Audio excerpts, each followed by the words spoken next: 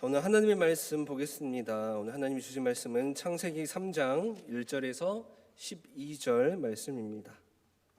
창세기 3장 1절에서 12절 말씀입니다.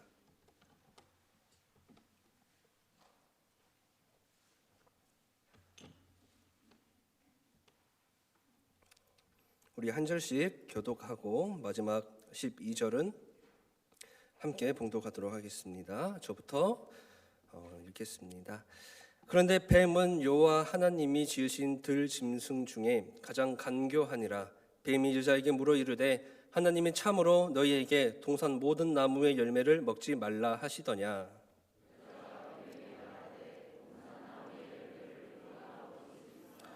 동산 중앙에 있는 나무의 열매는 하나님의 말씀에 너희는 먹지도 말고 만지지도 말라 너희가 죽을까 하노라 하셨느니라.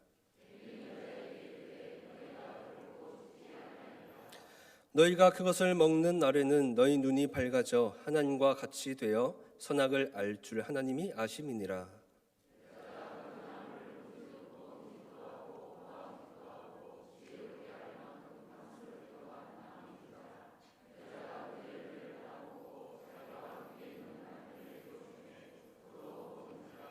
예, 그들의 눈이 밝아져 자기들이 벗은 줄 알고 무화과나무 잎을 엮어 치마로 삼았더라.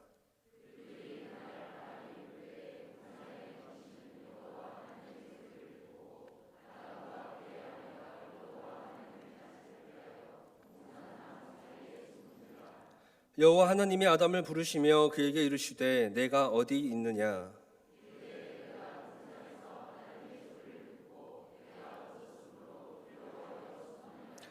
이르시되 누가 너의 벗었음을 내게 알렸느냐. 내가 내게 먹지 말라 명한 그 나무 열매를 내가 먹었느냐. 아담이 이르되 하나님이 주셔서 나와 함께 있게 하신 여자 그가 그 나무 열매를 내게 주므로 내가 먹었나이다. 아멘. 우리 옆 사람과 인사하겠습니다. 사랑합니다. 축복합니다. 감사합니다. 3번 너무 많나요?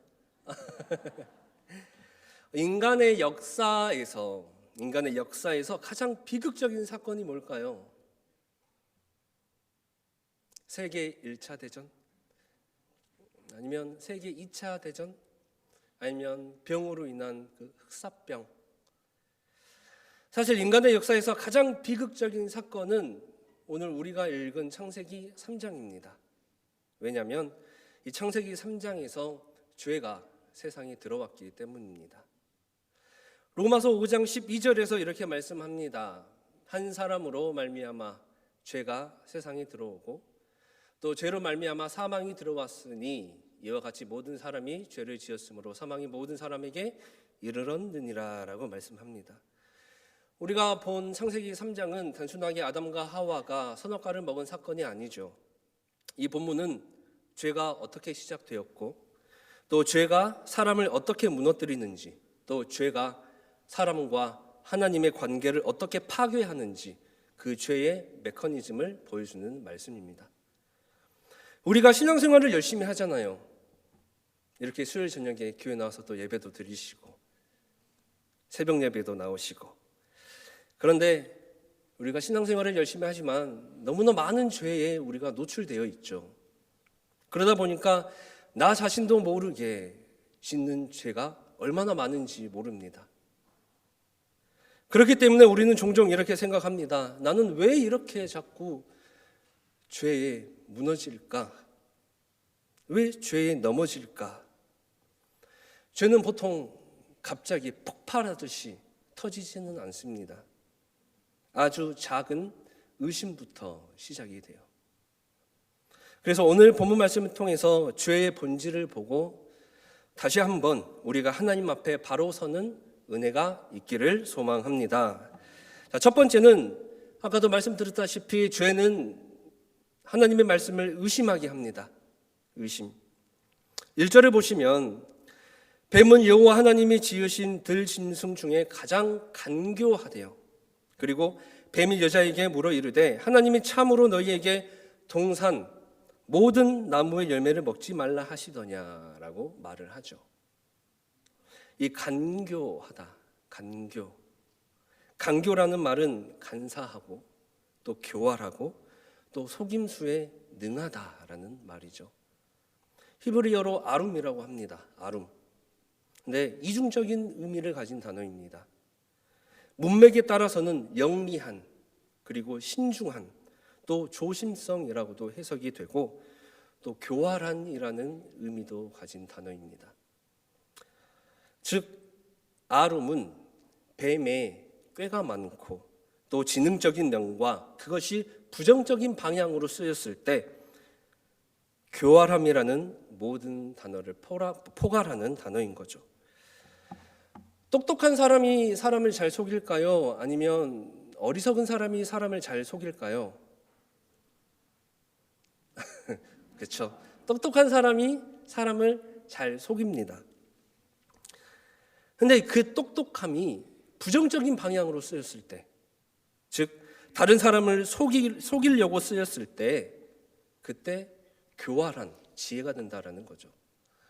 그래서 사탄은 정면으로 사람을 공격하지 않습니다.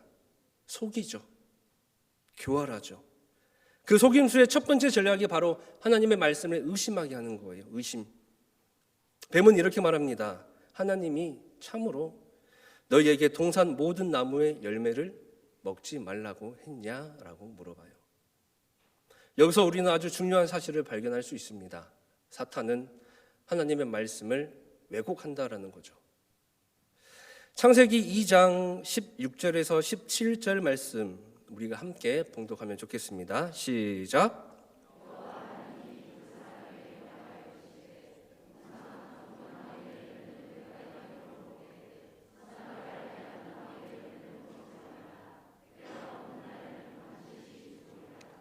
아멘.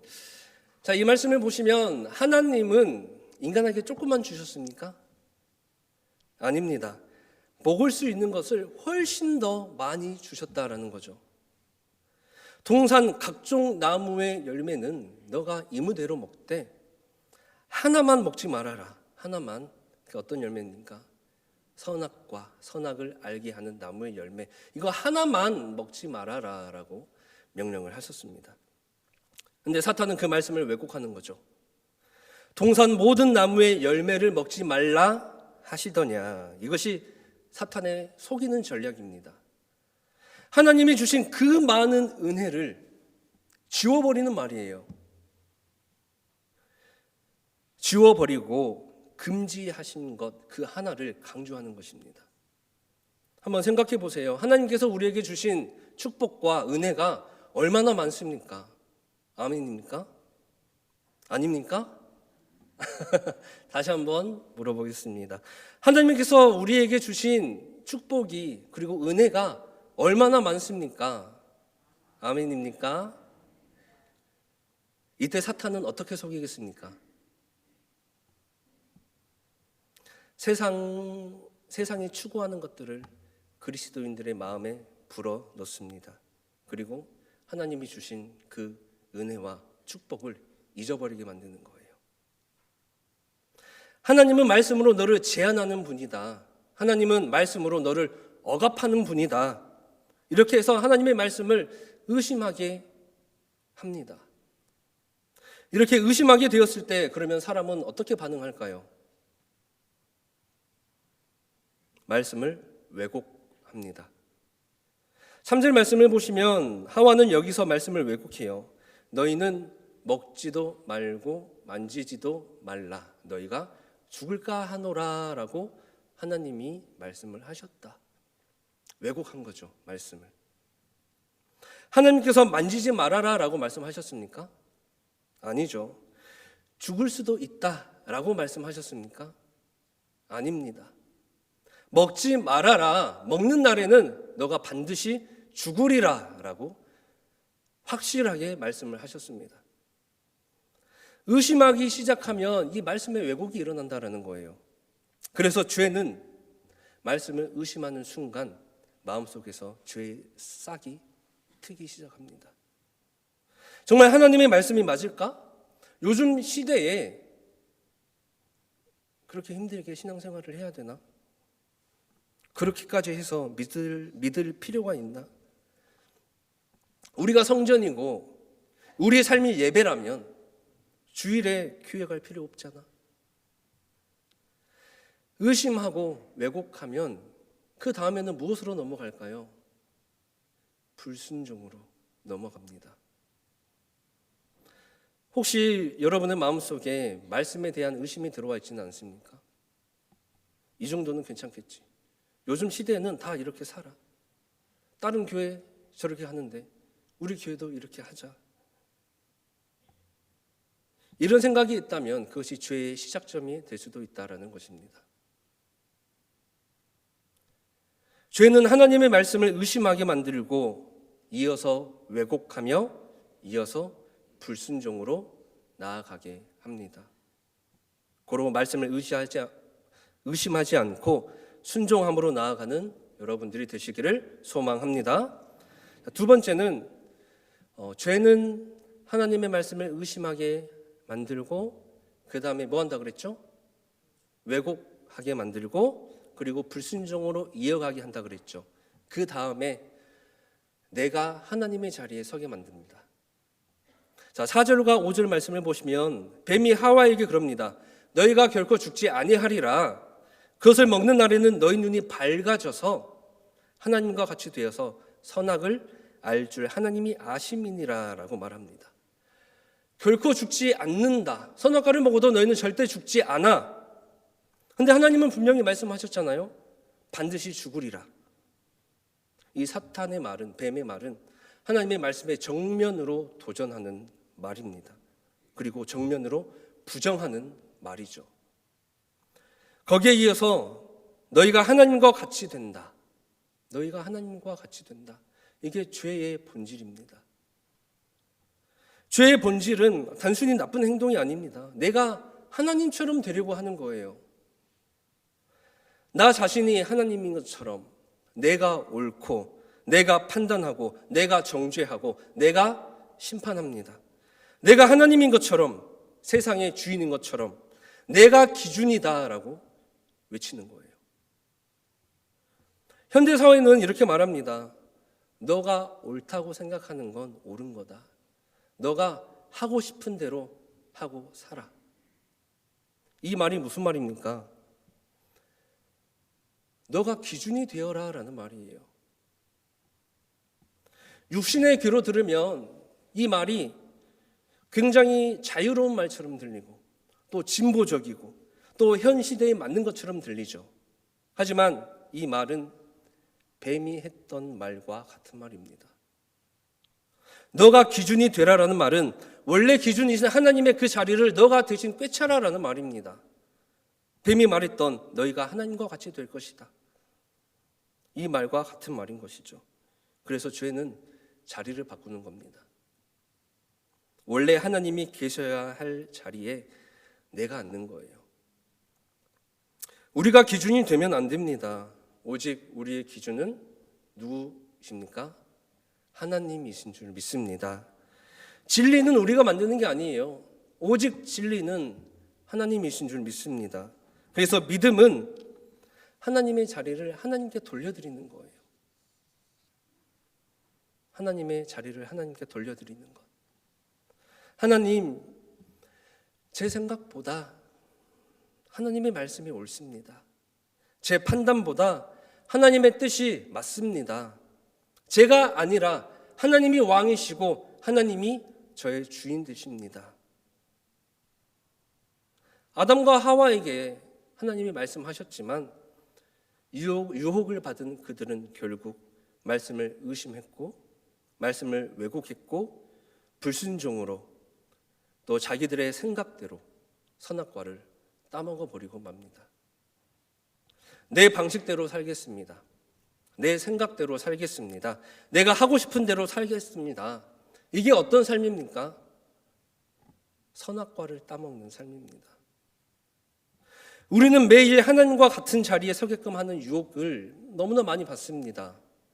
우리가 그 유혹을 붙드는 순간 우리 안에 죄가 들어오고 죄가 들어오는 순간 우리는 반드시 하나님과 멀어지게 됩니다.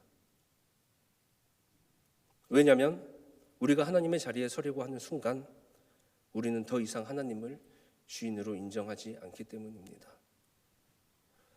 하나님께서는 우리에게 말씀이라는 기준을 주셨습니다. 그 말씀은 하나님께서 우리에게 주신 절대적인 기준입니다.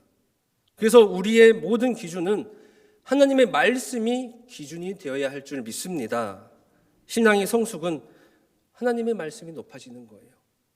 내 생각, 내 경험이 높아지는 것이 아니라 하나님의 말씀이 높아지는 것이 신앙의 성숙입니다.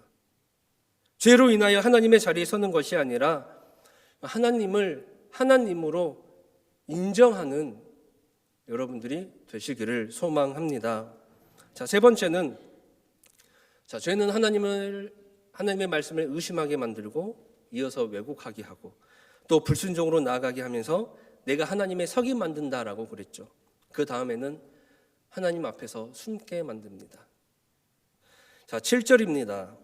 이에 그들의 눈이 밝아져 자기들이 벗은 줄 알고 무화과 나무 잎을 엮어서 치마를 만듭니다.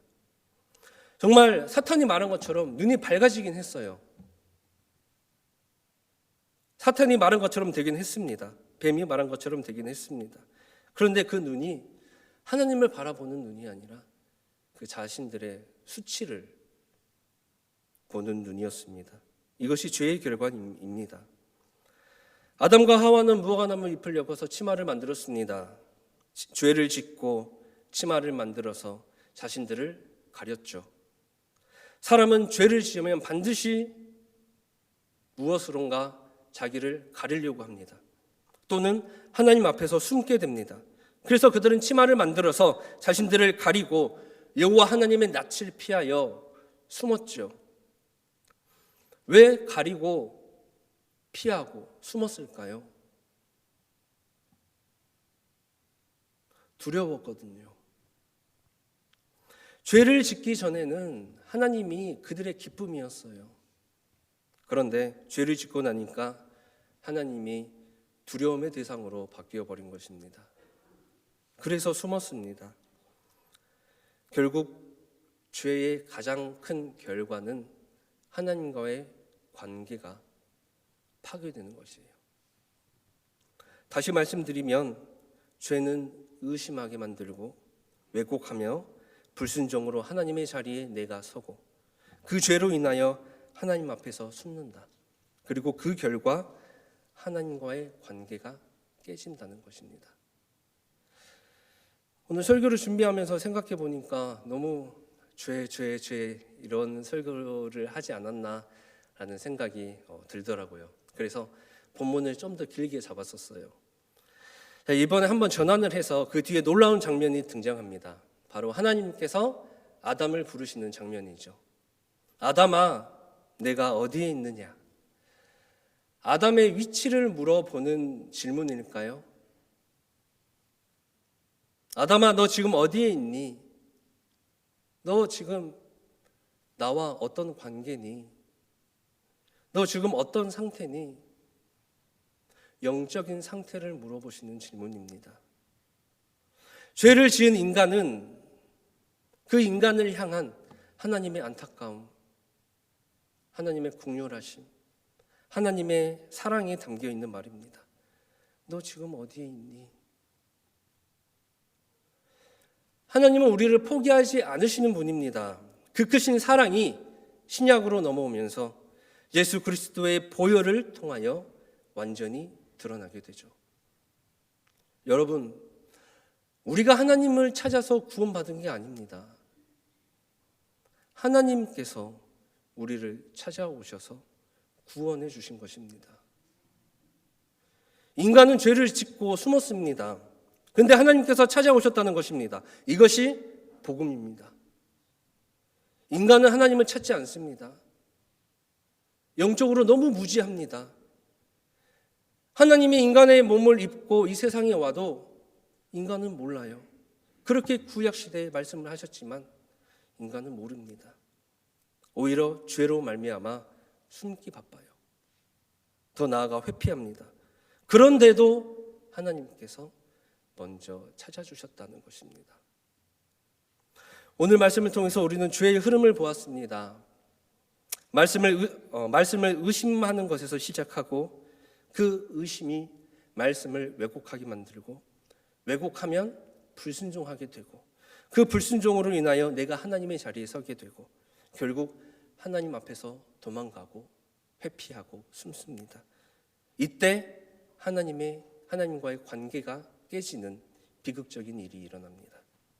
하지만 그럼에도 불구하고 하나님은 우리를 먼저 찾아오셨으며 그 사랑은 예수 그리스도의 십자가를 통해 완전히 드러났습니다. 혹시 여러분의 삶 속에서 하나님을 의심하는, 하나님의 말씀을 의심하는 마음이 있지는 않습니까? 혹시 내 생각을 하나님의 말씀보다 더 높은 자리에 두고 있지는 않습니까? 죄 때문에 하나님 앞에서 도망가고 있지는 않습니까? 그래서 오늘 하나님께서 말씀하십니다. 너 어디에 있니? 너 나와 관계가 어떻게 되고 있니?